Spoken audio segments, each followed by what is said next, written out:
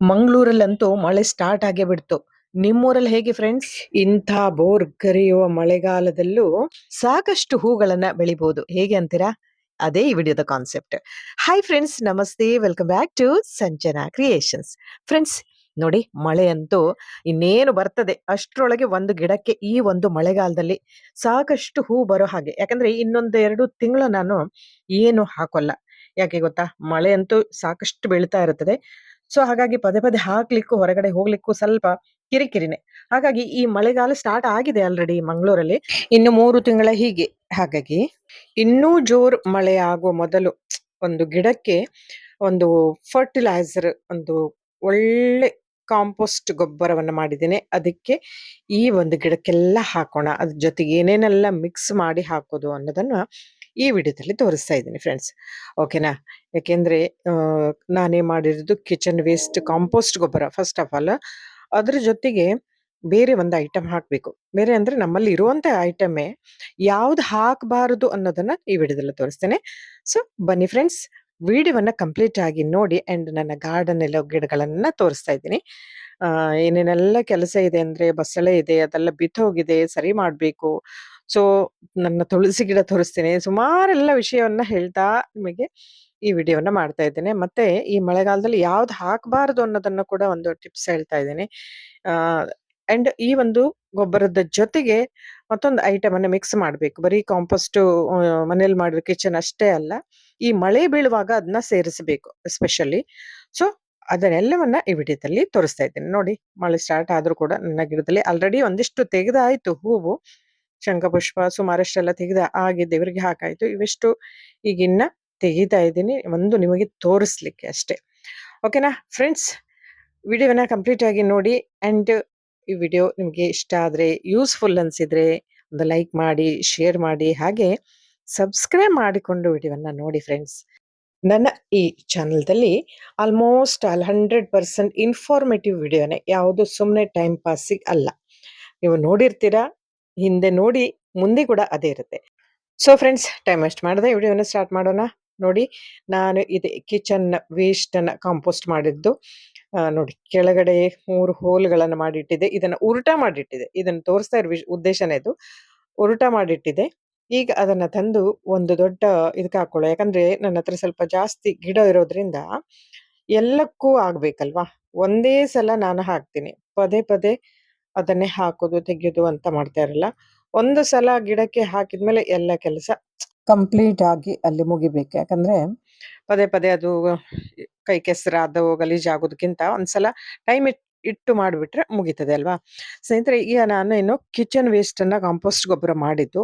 But ನಿಮ್ಮ ಹತ್ರ ಇದು ಈ ತರ ಕಿಚನ್ ವೇಸ್ಟ್ ಇಲ್ಲ ಹೇಳಾದ್ರೆ, ಹೊರಗಡೆಯಿಂದ ಕೋಕೋಫಿಟ್ ಇರ್ಬೋದು, ಅಥವಾ ಬೇರೆ ಗೊಬ್ಬರವನ್ನ, ಕುರಿ ಗೊಬ್ಬರನ ಅಥವಾ ಸಗಣಿ ಗೊಬ್ಬರವನ್ನ ಇದ್ರೆ ತಂದ್ಕೊಂಡು ಅದನ್ನು ಕೂಡ ಮಾಮೂಲಿ ಹೊರಗಡೆಯಿಂದ ಸಿಗ್ತದಲ್ಲ, ನರ್ಸರಿಯಲ್ಲಿ ತಂದ ಗೊಬ್ಬರವನ್ನು ಕೂಡ ಹಾಕೋಬಹುದು.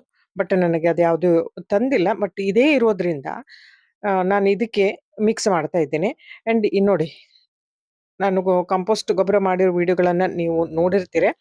ಏನೇನೆಲ್ಲ ಹಾಕಿ ಮಾಡಿರ್ತೇನೆ, ಒಂದು ಲೇಯರ್ ಮಣ್ಣು ಕೂಡ ಹಾಕಿರ್ತೇನೆ, ತರಗಲೆಗಳನ್ನ ಹಾಕಿರ್ತೇನೆ, ಕಿಚನ್ ವೇಸ್ಟ್ ಏನು ಸಿಪ್ಪೆಗಳನ್ನ ಎಲ್ಲವನ್ನ ಹಾಕಿ ಮಾಡಿದಾಗ ಈ ತರ ಆಗತ್ತೆ, ಒಳ್ಳೆ ಗೊಬ್ಬರ ಆಗತ್ತೆ.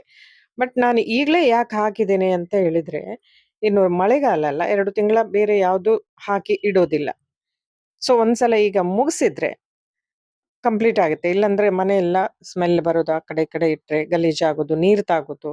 ನಮ್ಮಲ್ಲಿ ಕೆಲವು ನೀರು ಬರೋ ಚಾನ್ಸ್ ಇರ್ತದೆ ಮಳೆಗಾಲದಲ್ಲಿ, ಫ್ಲಾಟ್ ಸುತ್ತ ನೀರು ಬರುವಂಥದ್ದು. ಹಾಗಾಗಿ ನಾನು ಅದನ್ನ ಕಂಪ್ಲೀಟ್ ಆಗಿ ಈಗ ಒಂದು ಮುಗಿಸ್ಬರ್ತೇನೆ ಪ್ರೊಸೀಜರ್.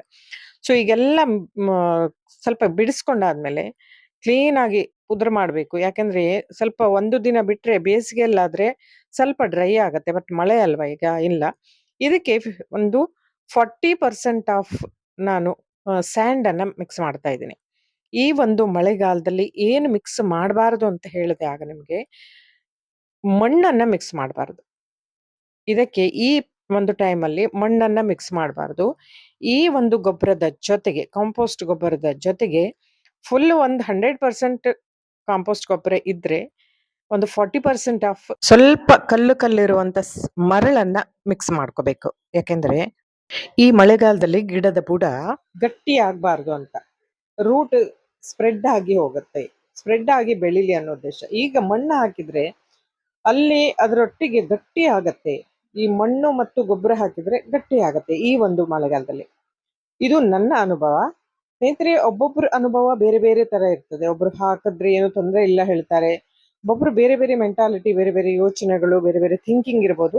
ಇಲ್ಲಿ ನಾನು ಏನು ಮಾಡಿದ್ದೀನ ಅದನ್ನ ನಿಮಗೆ ಇಲ್ಲಿ ತೋರಿಸ್ತಾ ಇದ್ದೀನಿ. ಓಕೆನಾ? ನಾನು ಏನ್ ಮಾಡಿದ್ದೀನ ತೋರಿಸ್ತಾ ಇದ್ದೀನಿ, ಅದನ್ನ ನಿಮ್ ಜೊತೆ ಈಗ ಶೇರ್ ಮಾಡ್ತಾ ಇದ್ದೀನಿ. ಸೊ ಈಗ ಆ ಕಾಂಪೋಸ್ಟ್ ಗೊಬ್ಬರ ಮತ್ತು ಸ್ಯಾಂಡ್ ಕರೆಕ್ಟ್ ಆಗಿ ಮಿಕ್ಸ್ ಆಗ್ಬೇಕು. ಈ ಕಾಂಪೋಸ್ಟ್ ಗೊಬ್ಬರ ಸ್ವಲ್ಪ ಗಟ್ಟಿ ಗಟ್ಟಿ ಇದೆ, ಅಂದ್ರೆ ಮುದ್ದೆ ಮುದ್ದೆ ಇರೋದ್ರಿಂದ ಅದನ್ನೆಲ್ಲ ಬಿಡಿಸ್ಕೊಂಡು ಮಧ್ಯ ಮಧ್ಯದಲ್ಲಿ ಮರಳೆಲ್ಲ ಮಿಕ್ಸ್ ಆಗ್ಬೇಕು. ಅದನ್ನೆಲ್ಲ ತೆಗೆದು ಕ್ಲೀನ್ ಆಗಿ ಎಲ್ಲ ಕಡೆ ಮಿಕ್ಸ್ ಆಗಿ ಆದ್ಮೇಲೆ ಈಗ ನಾನು ಒಂದು ಗಿಡಕ್ಕೆ ಯಾವ ರೀತಿ ಹಾಕಿದ್ದೀನಿ ಅನ್ನೋದನ್ನ ನಿಮಗೆ ತೋರಿಸ್ತೀನಿ. ಸೊ ಈ ಗಿಡಕ್ಕೆ ಹಾಕುವಾಗ ಫಸ್ಟ್ ಆಫ್ ಆಲ್ ಈಗ ಮಳೆ ಬಂದಿರೋದ್ರಿಂದ ಗಿಡದ ಬುಡ ತುಂಬಾ ಸುಲಭವಾಗಿ ನಮಗೆ ಮಣ್ಣು ತೆಗಿಲಿಕ್ಕೆ ಬರ್ತಾ ಇದೆ ಸ್ನೇಹಿತರೆ. ಸೊ ಯಾಕಂದ್ರೆ ಮಳೆಗಾಲದಲ್ಲಾದ್ರೆ ಅಲ್ಲ ಸಾರಿ ಬೇಸಿಗೆಲ್ಲಾದ್ರೆ ಗಟ್ಟಿ ಆಗ್ತಿತ್ತು. ಈಗ ಮಳೆ ಆಗಿರೋದ್ರಿಂದ ಕ್ಲೀನ್ ಆಗಿ ತೆಗಿಬಹುದು. ಮೇಲಿನ ಒಂದು ಲೇಯರ್ ಅನ್ನ ಕಂಪ್ಲೀಟ್ ಆಗಿ ತೆಗೆದು ಅದರ ಪಕ್ಕದಲ್ಲಿರುವ ಒಂದೆಲಗ ಇದೆ, ತಿಮಿರ ಇದೆ, ಅದಕ್ಕೆ ಹಾಕ್ಬಿಟ್ಟೆ, ಅದಕ್ಕೂ ಬೇಕಲ್ಲ. ಸೊ ಹಾಗಾಗಿ ಅದಕ್ಕೆ ಹಾಕಿದೆ. ಈಗ ಇಲ್ಲಿ ಮೇಲಿರೋ ಅಂದ್ರೆ ಬೇರು ಕಾಣೋ ಅಷ್ಟು ತೆಗಿಬಾರ್ದು, ಒಂದು ಸ್ವಲ್ಪ ತೆಗೆದ್ರೆ ಸಾಕು. ನೋಡಿ, ನಾನಿಲ್ಲಿ ತೆಗೆದಿದ್ದು ತೋರಿಸ್ತಾ ಇದ್ದೀನಿ. ಈಗ ನಾವು ಮಾಡಿರುವಂತ ಗೊಬ್ಬರದ ಮಿಕ್ಸಿಂಗ್ ಏನಿದೆ, ಕಾಂಪೋಸ್ಟ್ ಮತ್ತು ಸ್ಯಾಂಡ್ ಮಿಕ್ಸ್ ಏನ್ ಮಾಡಿದ್ವಲ್ಲ ಅದನ್ನ ಸುತ್ತಲೂ ಹಾಕುವ. ಈಗ ಹಾಕಿಬಿಟ್ಟು ಹಾಗೆ ಬಿಡೋದಲ್ಲ ಸ್ನೇಹಿತರೆ, ಎಲ್ಲ ಕಡೆ ಸ್ಪ್ರೆಡ್ ಮಾಡಿ ಗಿಡಕ್ಕೆ ಹಾಕ್ಬೇಕು. ಯಾಕೆಂದ್ರೆ ಈ ಮಳೆ ಇರೋದ್ರಿಂದ ಮೇಲಿನಿಂದ ನೀರು ಬೀಳುವಾಗ ಎಲ್ಲ ಹಾರಿ ಬಿಡುತ್ತದೆ ಮೇಲೆ, ಅಂದ್ರೆ ಹೊರಗೆ ವೇಸ್ಟ್ ಆಗ್ಬಿಡ್ತದೆ ನಾವು ಹಾಕಿದ್ದು ಮಣ್ಣು ಈ ಗೊಬ್ಬರ ಒಂದು. ಹಾಗಾಗಿ ಈಗ ಮೇಲಿಂದ ಸುತ್ತಲೂ ಏನ್ ಹಾಕಿದಿವಲ್ಲ, ಈಗ ಕಾಂಪೋಸ್ಟ್ ಗೊಬ್ಬರ ಮತ್ತು ಮರಳನ್ನ ಸೇರಿಸಿ ಏನ್ ಮಾಡಿದ್ವಿ ಸುಮ್ನೆ ಹಾಗೆ ಬಿಡಬಾರ್ದು. ಅದರ ಮೇಲಿಂದ ನಾವು ನಾನು ಮಾಡ್ತಾ ಇರೋದು, ಮೇಲಿಂದ ಮೊನ್ನೆ ನಾನು ಒಂದಿಷ್ಟು ಗಿಡಗಳ ಪೀನಟ್ ಗಿಡ ಇತ್ತು, ದಾಸವಾಳ ಗಿಡ ಇತ್ತು, ಕೆಲವೊಂದು ಕಟ್ ಮಾಡಿದೆ. ಸೊ ಆ ಗಿಡಗಳನ್ನ ಬೀಸಾಡ್ಲಿಲ್ಲ. ಇದು ಇದಕ್ಕೆ ಬೇಕಾಗ್ತದೆ ಅಂತ 3 ದಿನದ ಹಿಂದೆ ಕಟ್ ಮಾಡಿ ಹಾಗೆ ಇಟ್ಟೆ. ಸೊ ಈಗ ಅದನ್ನ ಸುಲಭವಾಗಿ ಬೇರ್ಪಡಿಸಬಹುದು ಎಲೆಗಳನ್ನ.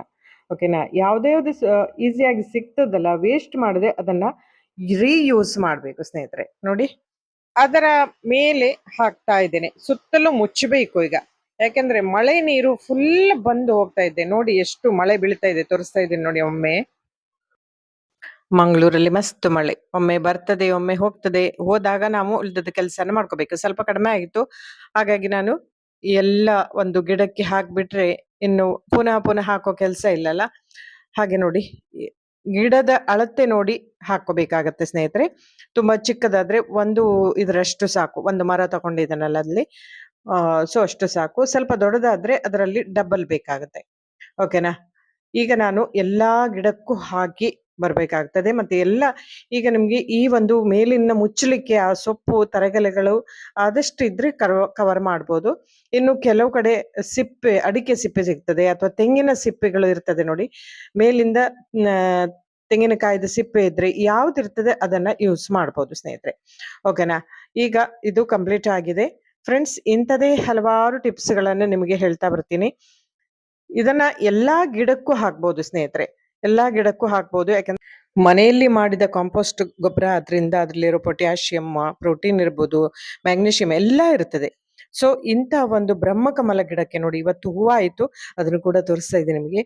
ಇಂಥ ಗಿಡಕ್ಕೆ ಕೂಡ, ತುಳಸಿಗೆ, ಎಲ್ಲದಕ್ಕೂ ಅದನ್ನ ಹಾಕ್ಬೋದು. ಗಿಡದ ಅಳತೆ ನೋಡಿ ಹಾಕಿ ಸ್ನೇಹಿತರೆ, ಒಟ್ರಾಶಿ ಹಾಕ್ತಾ ಹೋಗ್ಬೇಡಿ. ಸೊ ಫ್ರೆಂಡ್ಸ್, ನೋಡಿದ್ರಲ್ಲ, ಎಲ್ಲ ಗಿಡಕ್ಕೂ ಪುನಃ ಹಾಕ್ಬೇಕಾಗತ್ತೆ. ಇನ್ನೊಮ್ಮೆ ಮಳೆ ಬರೋ ಚಾನ್ಸ್ ಇದೆ, ಅಷ್ಟರೊಳಗೆ ಎಲ್ಲ ಮುಗಿಸಿಬಿಡಬೇಕು. ಅಂಡ್ ಈ ಒಂದು ಗಾರ್ಡನಿಂಗ್ ಟಿಪ್ಸ್ ವಿಡಿಯೋ, ಮಳೆಗಾಲದಲ್ಲಿ ಏನ್ ಹಾಕಿದ್ರೆ ಹೆಚ್ಚು ಹೂವನ್ನ ತೆಗಿಬಹುದು, ಮತ್ತೆ ಯಾವ್ದನ್ನ ಹಾಕಬಾರ್ದು, ಮಣ್ಣನ್ನ ಹಾಕಬಾರ್ದು, ಮಣ್ಣು ಹಾಕಿದ್ರೆ ಬುಡ ಗಟ್ಟಿ ಆಗಿದೆ, ಇದೆಲ್ಲವನ್ನ ನೋಡಿದ್ರಿ ಸ್ನೇಹಿತರೆ. ಈ ವಿಡಿಯೋ ನಿಮಗೆ ಇಷ್ಟ ಆಗಿದೆ ಅನ್ಕೊಂಡಿದ್ದೀನಿ.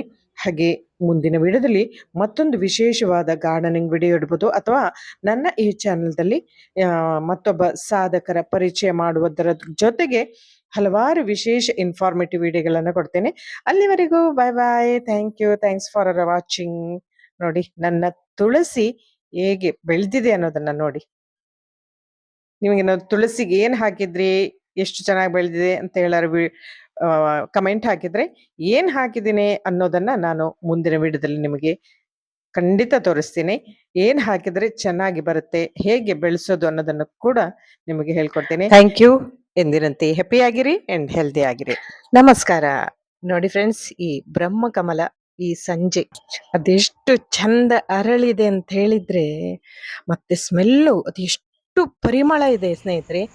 ಈ ಒಂದು ಬ್ರಹ್ಮನ ಸೃಷ್ಟಿ ಅದು ಯಾಕೆ ಗೊತ್ತಿಲ್ಲ. ರಾತ್ರಿ ಅರಳುತ್ತೆ, ಮತ್ತೆ ಬೆಳಗಾಗ್ತಿದಂಗೆ ಏನೂ ಇರೋಲ್ಲ. ಬಟ್ ಅದೆಷ್ಟು ಮನೆಯೊಳಗೆ ತಂದಿಟ್ರೆ ಉಂಟಲ್ಲ, ಎಷ್ಟು ಪರಿಮಳ ಅಂತ ಹೇಳಿದ್ರೆ ಎಷ್ಟು ಚಂದ ಆ ಲಕ್ಷ್ಮಿಗೆ ಪ್ರೀತಿ ಕಾಣುತ್ತೆ. ನಮಸ್ಕಾರ. ನೋಡಿ.